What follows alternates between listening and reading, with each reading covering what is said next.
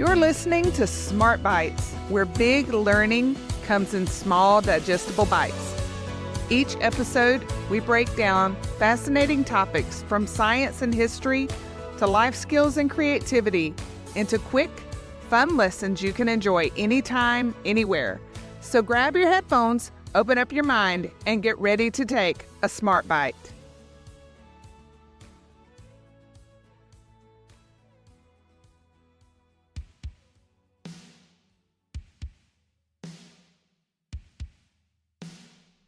There was a time in American history when the United States government officially believed black men were incapable of flying combat aircraft. Not emotionally stable enough, not intelligent enough, and not disciplined enough. They wrote reports about it. They testified about it. They built policy around it. And yet, when America needed its skies defended in World War II, it turned to those very men, reluctantly, and what followed didn't just rewrite military history, it rewrote a lie. And in honor of Black History Month, we're not just remembering a chapter from the past. We're honoring the men who carried this nation on their wings when the nation itself wasn't yet ready to carry them. Hey y'all, I'm Mooney, and welcome back to Smart Bites, learning in small, digestible bites. Today, we're talking about the Tuskegee Airmen. Not just pilots, not just soldiers, proof, living, flying proof that excellence dismantles lies faster than arguments ever could. Now settle in, because this one deserves weight. Before we talk about airplanes and red-painted tails, we have to talk about the climate. In the early 1900s, the U.S. military was segregated, officially and unapologetically. Leadership widely believed black men lacked the intelligence, coordination, and emotional stability required for aviation combat. That belief wasn't just a social opinion, it was institutional policy. But by the 1940s, war was brewing overseas. Germany had already demonstrated the devastating power of air superiority, and the United States Army Air Corps was expanding fast, and they needed pilots. At the same time, black newspapers, civil rights organizations like the NAACP, and community leaders were pressing hard. If black men were good enough to fight and die for their country, they were good enough to fly for it. President Franklin D. Roosevelt authorized a training program for black aviators. But let's be honest, this was not born from equality. It was born from pressure and skepticism. Many in military leadership expected the program to fail. Instead, they got excellence. The training program was based in Tuskegee, Alabama at Tuskegee Army Airfield near Tuskegee Institute, and a historically black college founded by Booker T. Washington. Why Tuskegee? It already had an established aviation training program. It had engineers, it had infrastructure, and frankly, it was geographically convenient for maintaining segregation. Barracks, separate dining halls, separate everything. But here's something critical. The candidates selected for the Tuskegee were not average recruits. They had to be exceptional. Applicants were required to have college education, which was rare at the time, strong math and science backgrounds, excellent physical condition, and mental aptitude. The washout rate was high. Between 1941 and 1946, approximately 992 black pilots completed training. That number wasn't small because talent was scarce, it was small because scrutiny was relentless. And according to the National World War II Museum, the training standards matched those of white units, but with the added burden of proving one's humanity daily. That kind of pressure most people never experience. The Tuskegee trained pilots formed the 99th Pursuit Squadron and later the 332nd Fighter Group. Their aircraft tails were painted bright red, thus the nickname the Red Tails. They flew escort missions for American bombers, B-17s and B-24s deep into enemy territory over Europe. Bomber crews began requesting red tail escorts. Why? Because they stayed with the bombers. In warfare, some fighter pilots broke formation to chase enemy aircraft for personal kill credit. The red tails did not. They prioritized protection over glory. They flew over 15,000 sorties, completed more than 1,500 combat missions, and earned over 150 distinguished flying crosses, and destroyed enemy aircraft both in air and on the ground. Their bomber loss rate under escort was significantly lower than many other groups. Skill with restraint, courage with discipline, and that combination changes reputations really fast. Movements don't happen in abstraction. They happen through people. Colonel Benjamin O. Davis, Jr., the backbone of the Tuskegee Airmen, a West Point graduate who endured 4 years of total social isolation from classmates who refused to speak to him, and still graduated. He commanded the 99th and later the 332nd Fighter Group. Davis demanded discipline, professionalism, no public retaliation, just excellence. He later became the first black general in the United States Air Force. Comes Captain Charles Chief Anderson, Tuskegee Chief Fighter Instructor. In 1941, the First Lady, Eleanor Roosevelt, visited Tuskegee and asked Anderson to take her flying. He did.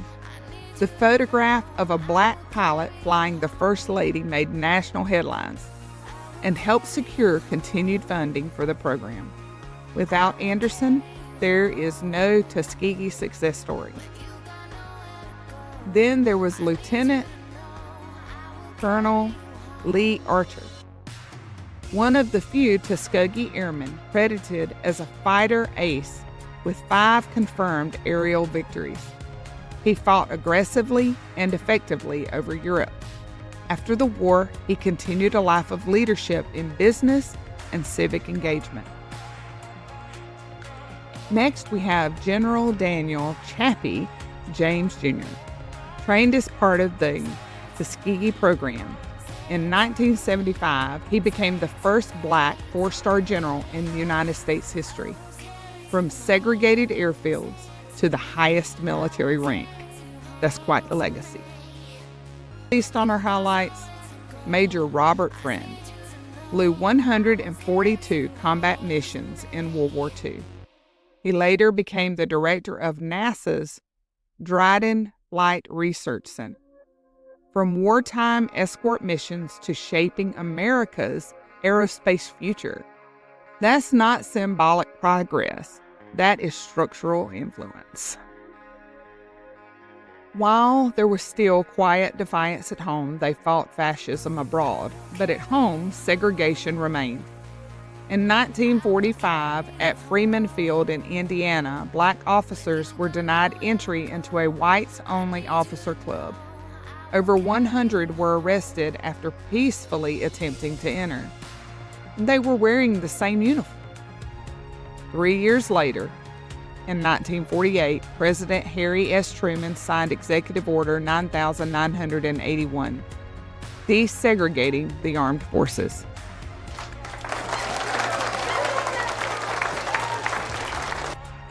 Now, the Tuskegee Airmen didn't single-handedly cause this reaction, but their excellence made segregation intellectually indefensible. After all, facts corner lies, eventually. So what made these men so successful? Preparation, community, leadership, and purpose. They trained harder because they had to. They supported one another. They were led by men who demanded composure under pressure. They understood they were representing more than themselves. And when the purpose overrides pressure, performance sharpens. They weren't just flying missions. They were dismantling an idea. Imagine being told your entire life that you are less capable, then climbing into a machine thousands of feet above the ground and proving otherwise.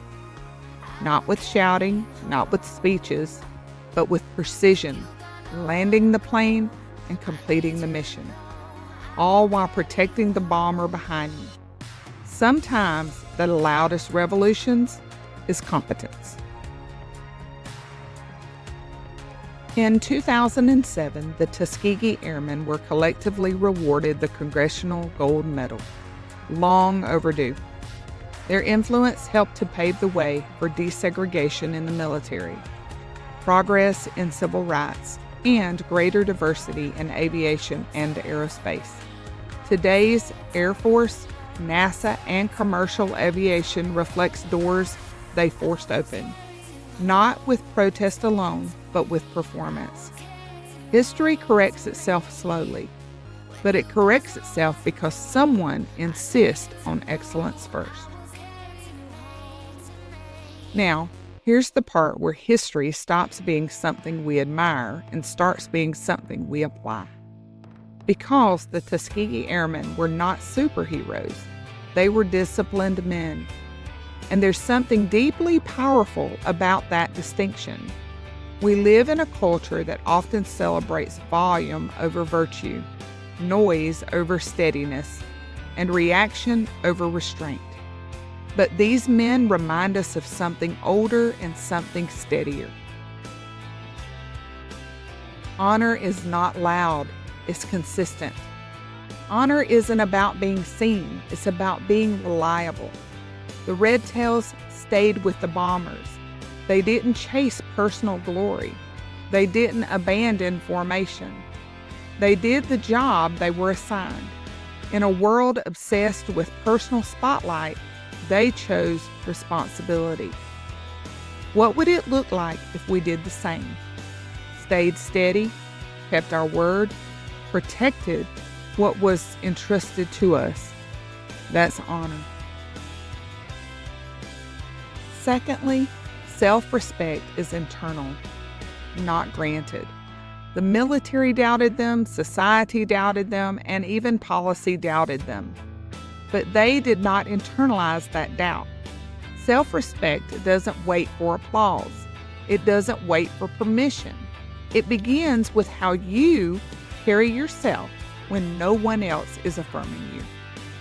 Benjamin Davis endured 4 years of silence at West Point and did not crumble. That's not ego. That's internal dignity. And in our lives, that looks like doing the right thing when no one claps, preparing when no one notices, and refusing to shrink because someone else misunderstands you. It's important to remember that discipline is freedom. We tend to think discipline is restrictive, but the Red Tails show us the opposite. Their discipline is what earned trust. Their discipline is what protected bombers, and their discipline is what built reputation. Without discipline, talent dissolves, but with discipline, talent becomes legacy. There is a reason ancient warrior cultures from Rome to Japan emphasized restraint as much as bravery. True valor isn't recklessness, it's controlled courage. And here's one for you. Valor is doing the hard thing without hatred. This one matters.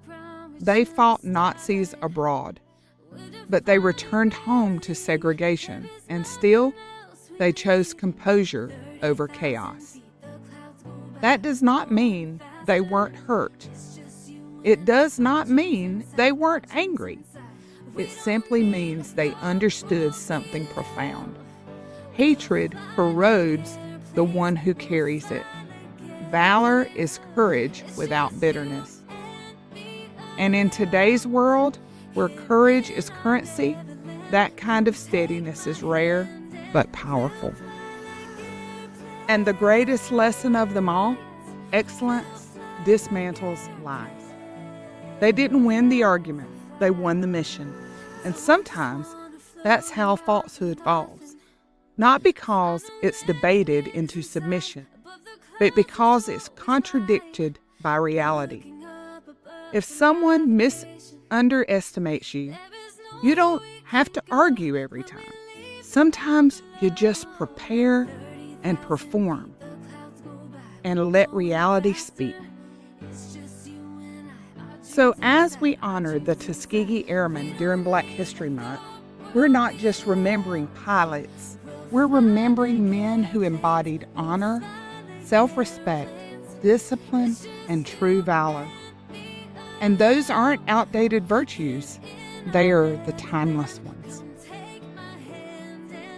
At the beginning of this episode, you were told there was a time when America believed black men couldn't fly combat aircraft. But Benjamin Davis flew. Charles Anderson trained.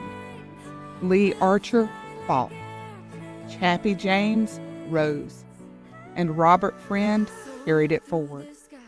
They didn't argue their way into history. They flew into it. And in honoring them during Black History Month, we're not just remembering what they endured. We're remembering what they achieved. Excellence is quiet, steady, and disciplined. And more than that, powerful. And if you ever find yourself underestimated, you don't always have to shout. Sometimes you just have to fly. I'm Mooney, and this has been Smart Bites. Learning in small, digestible bites. Stay curious, keep learning, and be blessed.